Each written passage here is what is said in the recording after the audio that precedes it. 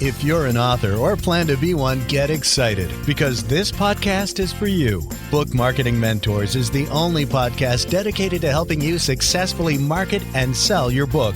If you're ready for empowering conversations with successful marketing mavens, then grab a coffee or tea and listen in to your host, international best-selling author Susan Friedmann. Welcome to Book Marketing Mentors, the weekly podcast where you learn proven strategies, tools, ideas, and tips from the masters. Every week, I introduce you to a marketing master who will share their expertise to help you market and sell more books. Today, my special guest is Mostafa Hosseini. He helps coaches and consultants create and implement their one-page marketing plan in 3 days or less. Mostafa is a serial entrepreneur, business coach, founder of Pasio Inc., and creator of the Simple Marketing Formula and the Simple Offer Formula. He's been coaching and consulting for 11 years, helping businesses in various niches and industries grow, scale, and become more profitable. He's also the host of Daily Confidence for Entrepreneurs podcast, where he recently interviewed me. Now we're turning the tables. So, Mostafa, what an absolute pleasure it is to welcome you to the show. And thank you for being this week's guest expert and mentor. Pleasure is all mine. Thanks for having me. Looking forward to our conversation. Well, let's start off with marketing challenges. I know that it's not necessarily an area that entrepreneurs know that much about. First of all, how would you introduce marketing to them? Marketing to a business, the way I introduce it is like water to a flower. Without water, your flower will not grow, and you need enough water to continually grow your flower. You can't put too much water on your flower. You cannot give it too little. You have to just give it enough. So it's the same for your business. You need marketing for your business to help it grow and scale and bring in customers, because without it, you have no business. I think there's a misunderstanding between sales and marketing. Can you give us that distinction? Because when I talk to my authors, particularly about it, it almost becomes synonymous. It's sales and marketing rather than two separate, different disciplines. They are separate, but they're not mutually exclusive. There are overlaps. You do marketing activities to attract leads. Once they come in, your sales team takes care of closing and interacting with them to close the sale and bring in customers, actual paying customers. And I love that metaphor that you used, or the analogy you used in the beginning with the flower, and you've got to keep on watering it for it to grow. And as you rightly said, that's the marketing. You've got to keep watering that plant. Talk to us about some challenges, some top marketing challenges that you find happen. Most of our listeners are entrepreneurs, they're solopreneurs. What do you find are their biggest challenges when it comes to marketing? Over the years that I've been talking to a lot of business owners in different industries and niches, the number one challenge, their marketing challenge, is knowing what to do for marketing. And so they usually don't know what to do to grow and scale their business and to bring in customers. That is usually the number one challenge. Some of the other challenges have been getting a positive return on their marketing dollars. People spend a lot of time and money in different marketing avenues, and some of them have a hard time getting a return on it. That's another challenge. Those are the top two that I've come across over the years. Well, I'd love to go down that route of these marketing avenues that often entrepreneurs don't get a return. Well, what kinds of things are you referring to there? Most of the time, what is happening is people are spending time on multiple different lead generation strategies, and nothing is really working the way it's supposed to at any given time. For example, they spend time and money on Facebook and LinkedIn and Twitter. They do, say, one-on-one meetings, and they do networking. They do a whole bunch of different things, but they're not focused. And they don't really have a strategy. That's why they're not getting a positive return on their investment because they're not trying to master one avenue and one strategy and get that to work and then move on to something else. Let's talk about a strategy. What might be a common strategy for a small business owner, an entrepreneur? A strategy is a broad term. It's a series of things and the way you do things that becomes part of your strategy. The way you deliver your service, the way you find customers, the way you position yourself. There's a whole bunch of different pieces in to your strategy. But it starts with identifying your target market. One, who exactly is your target market? And then what do you do for them? That's step number one of your strategy. There's obviously way more than that to it, but that's step number one. If you don't have a target market, and if you don't clarify what you do for them, most of the time you'd be up in the air. It's really interesting because I just did a marketing session on selling books in bulk. And the key is exactly what you said, that they have to know the who and the what. Who's their niche market? Who are they going after? And then what is their message? What are they actually selling? And so much of it for the authors is wrapped up in their book, but people think that they're just selling books, and it's not, as I'm sure you agree, that it's like it's information, it's the value that that book can offer people. So the who and the what are critical. Absolutely. You've got a simple marketing formula, and you talk about a marketing plan in one page. I mean, people write books on marketing plans, and you've got a one-pager. It blows my mind. So talk to us about this marketing formula, this one page, or are we talking two different things here? The reason I created the one-page marketing plan was the fact that I ran a marketing agency from 2010 to 2018. We were doing a lot of things for a lot of different people, and our resources were spread thin with our activities. So I came to a point where we were doing too much to too many people or trying to please too many people. And then I realized that I'm doing too much and I need to simplify everything. The one book that helped me quite a bit with this was The 80-20 Principle by Richard Koch. And then I read Essentialism by Greg McKeown. And almost right after reading these two books, I came up with Simple Marketing Formula. I was thinking that what are the 20% of the marketing activities or the things that we need to do that drives 80% of the results? So we came up with a 6-step process that goes onto our one-page marketing plan. And I'd be happy to share the steps with your audience. I'd love for you to do that, because I think, and listeners, please, I hope you can take notes. And if you can't, listen to this, and there'll be a transcript of this, but this is valuable information. Marketing is very near and dear to my heart. Anything to do with marketing, I just like, ooh, wonderful. It's music to my ears. So Beautiful. Yes, please share. So step number one is setting your goals, knowing exactly what you're trying to get. For example, if you're selling books, you need to know how many books you want to sell, how many people you want to reach. Or another KPI would be how many reviews you want to have on your books when you sell. Let's go to KPI, because I don't want any jargon that people don't necessarily know what means. Absolutely. So KPI is key performance indicator. Performance indicator. Okay. Yes. And then you track the performance of your activity by that. For example, you say, I want to sell 100,000 copies of my book, and I would like to have 5,000 reviews, say on Amazon. Then you are very clear on your goal and you know exactly what you're going for. That's step number one. Because if you don't know what you're trying to get and what you're trying to achieve, then achieving what you don't know is impossible. Now, that was a very ambitious goal. I'm just making numbers up. I know, right? I'm just pulling your leg. Because last time we spoke, you said in one transaction, you sold 250,000 copies of your book.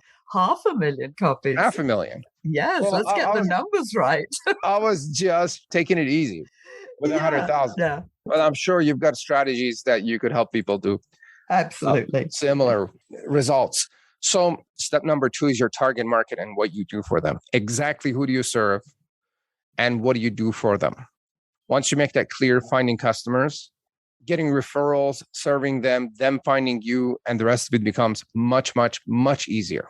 That's step number 2, target market and what you do for them. Step number 3 is your offer. What are you offering to these people? In what package, in what pricing, what does it look like? What is your first tier offer? What is the second tier offer? And then what is your third tier offer? What does your offer funnel look like?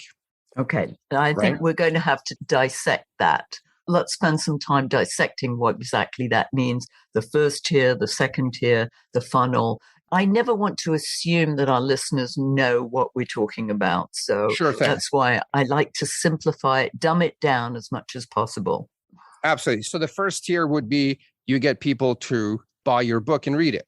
Mm-hmm. Now, inside your book, there could be a download or a live webinar that people could attend to learn more about what you do and how you can serve them. So buying the book becomes the first tier, attending the webinar becomes the second tier, and then maybe you have some sort of services or coaching or software or different packages on the back end of your webinar, which becomes your third tier offer. Yes, that might be something that you sell after your webinar. This might be a free webinar. And at the end, you're saying, hey, if you like what I offer, that I've offered you this information for free, here's the bigger package that you pay for. Absolutely. Yeah. Either they book a time with you to have a one-on-one conversation with you, or they click to buy whatever you're offering. Mm-hmm. Right? So that becomes your offer. Once we have the goal, the target market, and the offer, then we need to set up our strategies for lead generation. How do we find prospects and leads, right? That becomes our lead generation strategy. Then we need to figure out our lead conversion strategy, which is step number 5. Once I find prospects and people that are interested in my product or service, what is the step-by-step process to turn these people into an actual paying customer? Okay, that's step number 5. Then step number 6 is customer retention. What am I doing to keep my customers, have them come back, do repeat business with me, and more importantly, give me referrals? So we've got setting your goals, making sure that you've defined your target, or for me, your niche market. Then what are you offering? And then you went through those different tiers, those 3 tiers of possibilities. Strategies for lead generation. Let's talk a little bit about that. I think you mentioned that people try through Facebook or other ways, maybe Google ads or Facebook ads. What ways have you found that are good lead generators? I am not particularly attached to any one lead generation strategy. My system is, or my strategy is that I ask a few questions. Which one do you like the most? Which one do you have experience with the most? Which one do you have someone that could do it for you? Which one do you have previous good experience with? And there are a few more questions that we ask to identify the one lead generation strategy that would work for me. Because what works for me doesn't necessarily say work for you. So let's say that I like to work on LinkedIn. After asking the questions and doing assessments, there are multiple different lead gen strategies. Let's say that I'm going to use LinkedIn to sell my books. Then what we do is we start looking through LinkedIn and see, all right, what are the strategies to generate leads and promote my book on LinkedIn and, find customers through LinkedIn. What I really liked about what you just said was what works for me might not necessarily work for you. And this I find is a big challenge often with authors, because they see another author who's done certain marketing activities and it worked for them. They think automatically, just because it worked for them, it's going to work for me. And that is not the case. So I really like what you said. I think that's a key message here, is that you're not comparing apples with apples. You're comparing an apple with an orange, potentially. Exactly. And you're going to have to give them a try. It's going to take some time for you. And if you're lucky, you would just get it on your first try, which I hope it happens. But normally, you're going to have to try a few different strategies and see what actually works, which one do you like, which one is producing results, which one is actually profitable. And there's a few questions to ask to make sure that this is it. That reminds me that marketing is an inexact science. Absolutely. Yeah. It's a dynamic world. Mm-hmm. And so the second part of that is, which would be a tip, it might be a writer downer, is get one strategy to work for you before you move to the next strategy. Get, say, LinkedIn to work for you and bring you leads while you're sleeping.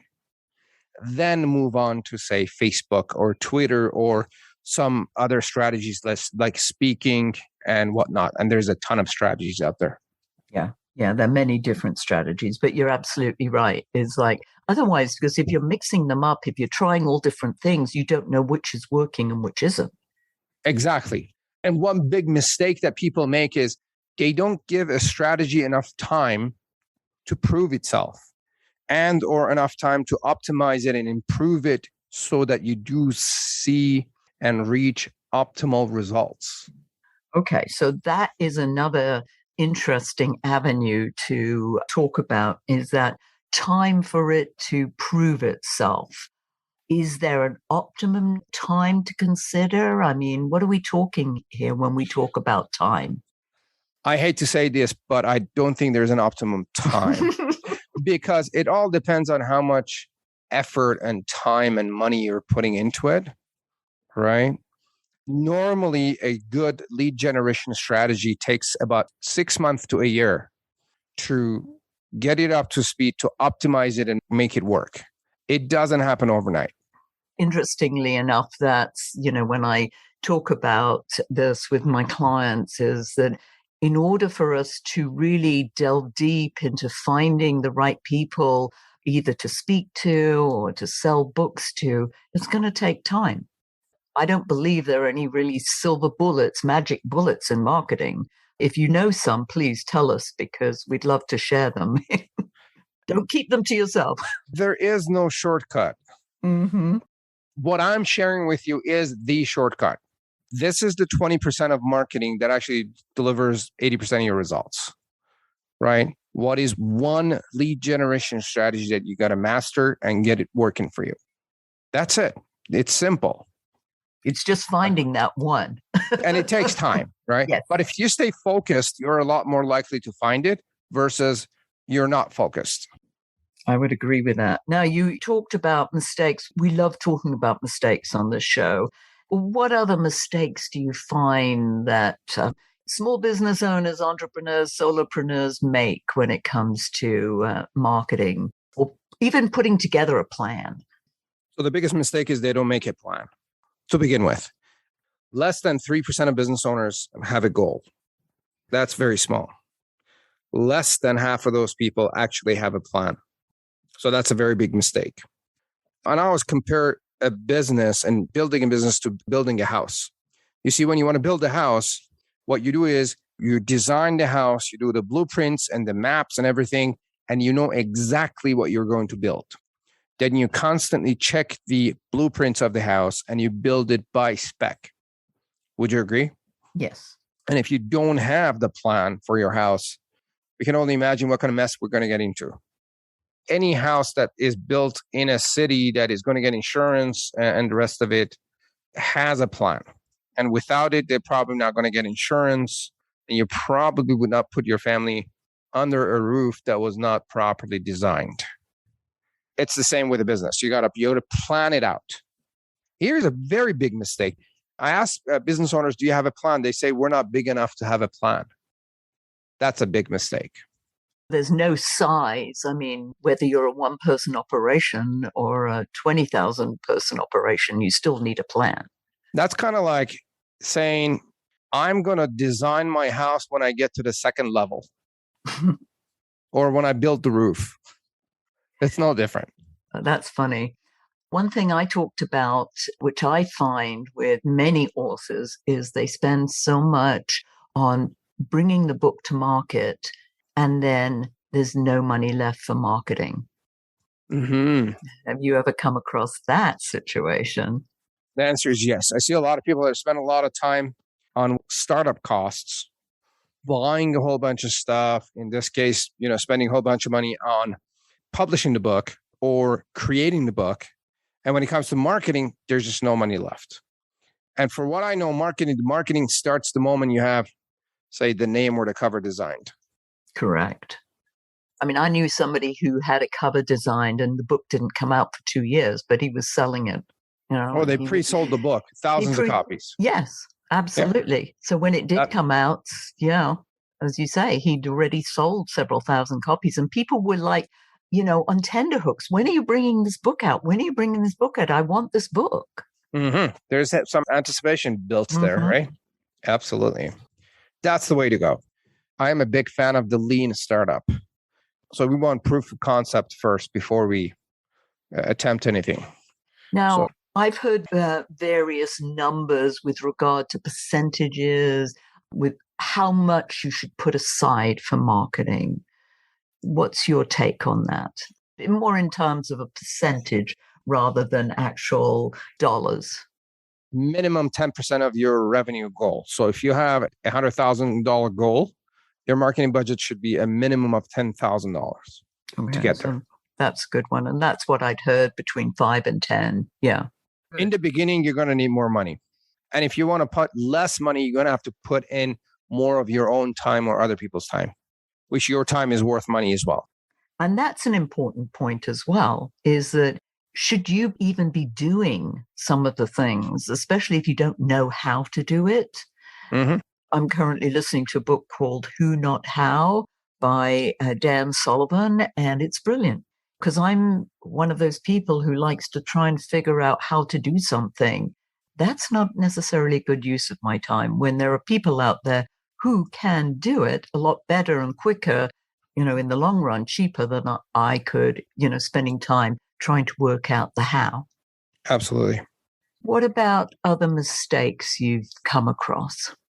The biggest mistake that I see with people that have been around for a while and they have a list of customers and somewhat of an established business is that in about 98% of the cases and people that I've talked to, they do nothing for client retention and customer retention. They're just ignoring their existing customers while they're out there, actively hungry for leads and new customers in the market, while ignoring their existing customers and their existing or past list. That's a very big mistake. Talk to us about client retention, because I think that's really important in what you said, because it's like, I spent all this money, I've got these leads and I'm selling and I'm selling and I'm selling. And then all of a sudden things start drying up. Or, as in the case that we just went through, we're still going through to a certain extent the whole COVID situation, where anybody who needed to be in front of an audience couldn't be in front of an audience anymore. Mm-hmm. So talk to us about some strategies for customer retention. The main strategy is to stay in touch with your customers. It's as simple as that. Now, how you do it, it's totally up to you. For me, I like to call my customers. I like to call my list and have a one-on-one conversation. You could do it via email. You could do it via social media. You could do it via a postcard. The task is to stay in touch so that they know you haven't forgotten about them. And then you show that you care about them, basically. Do your people care about stats? I'm sure, my analytics do, but sure. I'll share a quick stat here. A quick stat, yes. Absolutely. So on average, you lose about 64 to 68% of your customers if you don't stay in touch with them because they perceive that you don't care about them. And quite frankly, if you care about them, you would stay in touch with them. For instance, my staying in touch is that I do my podcast once a week. Yeah, that's one way. It goes to my list. Now, would you put that down as client retention? That's an activity that helps with client retention, for sure. That's you're nurturing your list, you're providing value, you're sending them content, you're staying in touch, you're saying that I'm producing content for you and I care about you. So absolutely, yes. Okay, good. At least I feel as I'm doing one thing right. Yeah. It's a good thing. If you could figure out the retention rate for your audience on your podcast, then it tells you how good of a job you're doing. Okay, we'll look at those stats. Not something that I gravitate to, but I know it's important and I get asked that, especially the open rate, for instance, on my emails and then the click-through rate. I know that all of that is obviously important because Absolutely. if I'm sending it and they're not opening it or not clicking through, there's a disconnect somewhere. Absolutely. And I've got to find what that is. Yeah. Absolutely. And so at the end of the day, growing your business and finding leads and getting referrals through customer retention is between 6 to 8 times easier than new lead generation. Yeah, I've heard that. So much easier. Yes. Because of the fact that they know you, they like you, and they trust you, they have some sort of connection with you versus a new person that has absolutely no clue who you are. Now you're trying to sell them something. My colleague Leanne Webster talks about email with heart. And the fact is that there are some people who have her on the mailing list and the only time she hears from them is when they want to sell her something. Mm-hmm. And she really does not like that at all. She Absolutely. talked about it when we did the interview. It's not the right, if you're just going to your customers to buy something, then it's like, do you really care about them? Absolutely. Like I have some vendors, pretty much the only time that I hear from them is when my credit card bounces. That's it. Yeah. They're only interested in the money. Exactly. Yeah. So, Mostafa, if our listeners wanted to find out more about you and your services and, how to get a hold of this one-page marketing plan, how can they do that? I'm sharing the link to download the template of the one-page marketing plan. Feel free to download the template. Then if they wanted to join us at Simple Marketing Formula to complete the plan, they definitely could. Otherwise, the template is yours. You could do what you want with it. And you can find me on social media if you search my name, Mostafa Hosseini, or if you go to persayo.com, that's Peter, Elephant, Robert, Sam, Yoga, Omega.com. That's our website. Fabulous. And I'll put all of that in the show notes so that people, sometimes if they're on the treadmill or whatever they're doing, they're mowing the lawn, having dinner, yes, or breakfast. So people listen whenever they can. So it's not necessarily convenient to write things down. That's why I love to put it in the show notes for everyone. For sure. And Mostafa, as you know, we always end off with a golden nugget. So what's one thing that you want our listeners to take away? If you guys want to see results immediately, and I define it immediately as a matter of getting leads and new sales either between today and in the next 7 weeks. Can I share a nugget about that? Oh, absolutely. So here's what you do. Find a list of your existing customers and call them up one by one.